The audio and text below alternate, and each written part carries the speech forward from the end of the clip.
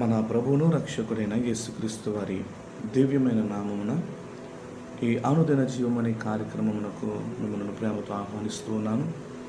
దేవుని మహాకృపలో గతించిన దినాలన్నీ ఆయన ఉచితమైన కృపతో మనల్ని భద్రపరిచి మరల ఉదయకాలం దేవుని స్తుతించుకునే భాగ్యాన్ని అనుగ్రహించినందుకు ప్రభుకు మహిమ కలుగును గాక. ఇది నన్న వాక్యములోనికి వెళ్దాం. లూకా సువార్త 7వ అధ్యాయము 50వ వచనం మనం చదువుకున్నట్లయితే, లూకా సువార్త 7వ అధ్యాయం 50వ వచనం. అప్పుడు ఆయన, నీ విశ్వాసము నిన్ను రక్షించును, సమాధానము గలవ దానిపై పొమ్మని ఆ స్త్రీతో చెప్పాను. ఇదే నన్న అనేక మంది వారి యొక్క రక్షణ జీవిత యాత్రలో విశ్వాసమును కోల్పోతూ దేవుడు అనుగ్రహించే ఆ కృపకు దూరమైపోతూ ఉన్నారు. ఇదే నాన్న మనం చూసుకున్నట్లయితే ఈ తల్లి విశ్వాసం ద్వారా రక్షణను సంపాదించుకుంది. తన ఆత్మీయ జీవితంలో విశ్వాస యాత్రను కొనసాగించడానికి తెగించి ఒక మెట్టును ఆమె వేసింది. యేసు ప్రభు ఇక్కడ స్త్రీ ఆమె చేసిన క్రియలన్నిటిని బట్టి కాకుండా ఆమె ప్రదర్శించిన విశ్వాసాన్ని బట్టి ప్రభు ఆమెను రక్షించి ఉన్నాడు. ఆ స్త్రీ తన పాప భారమును యేసు పాదముల దగ్గర వదిలివేసింది.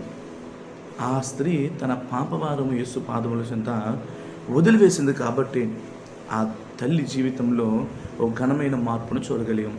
ప్రియ సహోదరి సహోదరుల, ఈ దినాన మన జీవితంలో కూడా, మన జీవిత యాత్రలో, మన జీవిత విధానంలో, మన జీవితాలలో మనం ఏదైనా మేలును లేదా విడుదలను మనము సంపాదించుకోవాలనంటే మొట్టమొదటిగా మనము మన ప్రతి ఒక్క అతిక్రమములను, ప్రతి పాపములు కూడా యేసయ్య పాదములు చెంత పెట్టాలి. దేవుడు కనికరం మీద ఆమె ఉంచిన నమ్మకము ఆమెను రక్షణ మార్గంలోనికి తీసుకుని వెళ్ళింది. ఇది మరి నువ్వు ఎవరి మీద నమ్మకం ఉంచుతున్నావు? ప్రభు మీద నమ్మకం ఉంచుతున్నావా, లేదా లోకం మీద నమ్మకం ఉంచుతున్నావా? లోకము నిన్ను ఎప్పటికీ కూడా ప్రభువుకు దగ్గర చేర్చదు. లోకము నిన్ను ఎప్పటికీ కూడా ప్రభు పాదముల చెంత చేర్చదు. కానీ నువ్వు ఎప్పుడైతే దేవుని మీద విశ్వాసం ఉంచి, దేవుని నిరీక్షణ ఉంచి, దేవుని మీద యథార్థంగా బ్రతకడానికి ప్రయత్నిస్తావో అప్పుడు యేసయ్య మన జీవితాలలో కార్యం చేయడానికి అవకాశం కలుగుతుంది. ప్రియ సహోదరి సహోదరులారా, మన రక్షణ మన సొంత ప్రయత్నాల మీద ఆధారపడదు, కానీ అది కేవలం క్రీస్తుపై ఉంచిన విశ్వాసం ద్వారానే అది కలుగుతుందని మర్చిపోవద్దు. ఇదేనా నేను సొంత ప్రయత్నాలు అనేకమైన చేస్తున్నవేమో, సొంత ఉద్దేశములను బట్టి, సొంత ఆలోచనలను బట్టి, సొంత ఆలోచన విధానాలను బట్టి అనేకమైన కార్యాలు చేసి ప్రతి ప్రయత్నంలో కూడా నీవు విఫలాన్ని నువ్వు చూస్తున్నవేమో.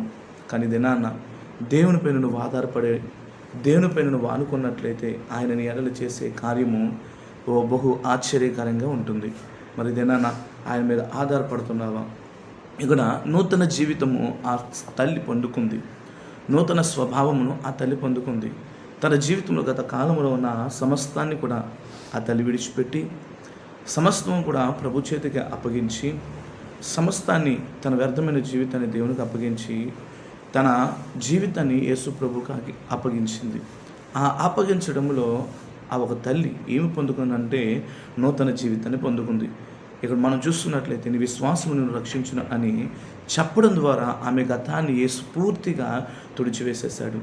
నువ్వు దేవుని దగ్గరికి వచ్చి, అయ్యా నా జీవితాన్ని నీకు సమర్పించుకుంటున్నా, నా జీవితాన్ని నీకు అప్పగించుకుంటున్నా అని నువ్వు ప్రభు చెంత వేడుకున్నట్లయితే, అది విశ్వాసముతో దానిని కొనసాగించినట్లయితే, విశ్వాసముతో నువ్వు దానిని చేసినట్లయితే ప్రభు నీ జీవితాన్ని ఒక నూతనమైన దానిగా మార్చివేయడానికి సిద్ధంగా ఉంటాడు. లోకం ఆమెను పాపిగా చూసింది, కానీ యేసు ఆమెను రక్షించడానికి కుమార్తెగా చేసుకున్నాడు. లోకం కొట్టడానికి, లోకం తిట్టడానికి, అనేకమైన మార్గముల చేత ఆమెను బాధ పెట్టడానికి చూస్తున్నప్పటికీ కూడా యేసు ప్రభువు ఆమెను తన కుమార్తెగా మార్చుకుని తన జీవితాన్ని పరివర్తన చేశాడు.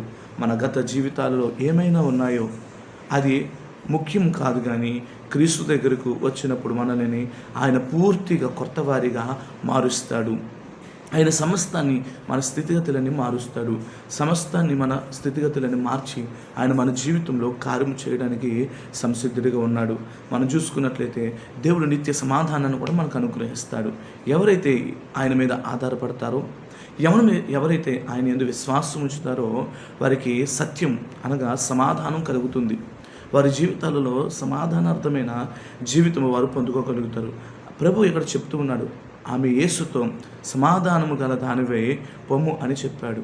ఇదేనన్న అసమాధానంతో దేవుని సన్నిధికి వస్తున్నావేమో, అసమాధానంతో దేవుని యొక్క మాటలను నువ్వు వింటున్నావేమో, కానీ ఇదేనన్న నువ్వు యేసయ్య మీద ఆధారపడి ఆయన విశ్వాసం ఉంచి ఆయన జీవితంలో కలిగిన ప్రతి ఒక్క సమస్యకు, నా జీవితంలో కలిగిన ప్రతి ఒక్క ఇబ్బందులకు, నా జీవితంలో కలిగిన ప్రతి ఒక్క ఆందోళన పరిస్థితులను నీ చేతికి అప్పగిస్తూ ఉన్నాను. నీ చిత్తంలో ఉన్న దానిని నాకు సమాధానంగా మార్చి నువ్వు ప్రార్థించినట్లయితే ఆయన నీకు సమాధానాన్ని ఇస్తాడు. ఆయన నీ జీవితంలో సమాధానకరమైన ఆనందాన్ని దేవుడు అనుగ్రహిస్తాడు. ఈ సమాధానం లోకం ఇచ్చేది కాదు, కానీ ఇది హృదయంలోనికి కలిగే ఒక గొప్ప దైవికమైన శక్తిగా మనకు కనిపిస్తుంది. ఈ లోకంలో కొంత తాత్కాలికమైన ఆనందాన్ని మనం పొందుకుంటాం, తాత్కాలికమైన సమాధానాన్ని మనం పొందుకుంటాం, తాత్కాలికంగా కాసేపు మనము సంతోషించడానికి అవకాశం ఉంటుంది. కానీ దేవుడు ఇచ్చేది, ప్రభు ఇచ్చే సమాధానం మన హృదయంలో ఉంటుంది. అది మన జీవితకాలం కూడా దానిని ఎవరు కూడా తీసివేయడానికి, ఎంతమాత్రం కూడా దానిని కొట్టివేయడానికి ఎవరి వల్ల సాధ్యం కాదు. దేవుని రక్షణ పొందిన ప్రతి విశ్వాసి పరిస్థితులు ఎలా ఉన్నా దేవుని సమాధానం తోడుగా ఉంటే వారి జీవితంలో నిత్యము కూడా ఆనందము, నిత్యము సమాధానము, నిత్యము ఏకరీతిగా వారు జీవించడానికి అవకాశం కలుగుతుంది. మరి దినాన్న నువ్వు ఏ రీతిగా జీవించగలుగుతున్నావు? నీ జీవితాన్ని దేవునికి సమర్పించుకుని నీ పాత గతిని, నీ పాత స్థితులన్నిటినీ నువ్వు మార్చుకుని దేవుని విశ్వాసంతో ఒక కొత్త నూతన జీవితాన్ని ప్రారంభించే వ్యక్తిగా నువ్వు ఉన్నావా? నీ జీవితంలో అనేకమైన సమాధానాలు గుండా, అనేకమైన బాధలు గుండా, అనేకమైన ఇబ్బందులు గుండా, అనేకమైన అవసరతలు, అనేకమైన చెప్పుకోలేని బాధలు గుండా నువ్వు వెళ్తున్నప్పటికీ అవన్నీ దేవునికి అప్పగించినప్పుడు ఆయన నీ జీవితంలో తగిన సమయమున ఆయన నీ జీవితంలో కార్యం చేయడానికి సంసిద్ధంగా ఉన్నాడు. మరి దినాన ఆయన మీద ఆధారపడినట్లయితే, ఆయన మీద ఆనుకున్నట్లయితే ఆయన నీ జీవితాన్ని మార్చివేయడమే కాదు, నేను సమాధానంతో నడిపించి నేను ఆశీర్వదించి బలపరచునుగాక. ప్రార్థన చేసుకుందాం. మహాగణుడువైన మా తండ్రి, మహోన్నతుడా, దినాన్న మా జీవితంలో సమాధానమును, మా జీవితము నూతనముగా మార్చడానికి నువ్వు మమ్మల్ని ఎద్దుకు వచ్చి ఉన్నావని, నీ ఎద్దుకు వచ్చిన మేము ఏ స్థితిలో మేమున్నా నీ యందు విశ్వాసం ఉంచి ప్రార్థించి వారి నువ్వెన్నడూ త్రోసివేయనని సెలవిచ్చిన రీతిగా ఎంతమంది ఈ మాటలు వింటున్నారో నీ బిడ్డల జీవితాలలో నీ కార్యములను జరిగించండి. వారి జీవితాలను సమాధానపరచండి, వారి బ్రతుకులను సమాధానపరచండి. కలిగిన ప్రతి ఒక్క ఆందోళనని తొలగించి నీ చిత్తానుసారమైన కృపలో నీ బిడ్డలను బలపరిచి నడిపించమని ప్రార్థిస్తున్నాను. ఈ ధనమంతయు నీ కృపా కాపుదల క్షేమము నీ బిడ్డలను అనుగ్రహించమని యేసుక్రీస్తు నామమున అడుగుచున్న మా పరమ తండ్రి, ఆమేన్. దేవునికి మహిమ కలుగును గాక. ఈ అనుదిన జీవము ఈ కార్యక్రమం మీకు ఆశ్చర్యకరంగా ఉంది. మాటలు అనేకులకు తెలియపరచవలసిందిగా ప్రభు పేరట మనవి చేస్తున్నాను. ఈ ధనమంతా దేవుని కృపా కాపుదల మనకు తోడేయండి నడిపించును గాక. ఆమేన్.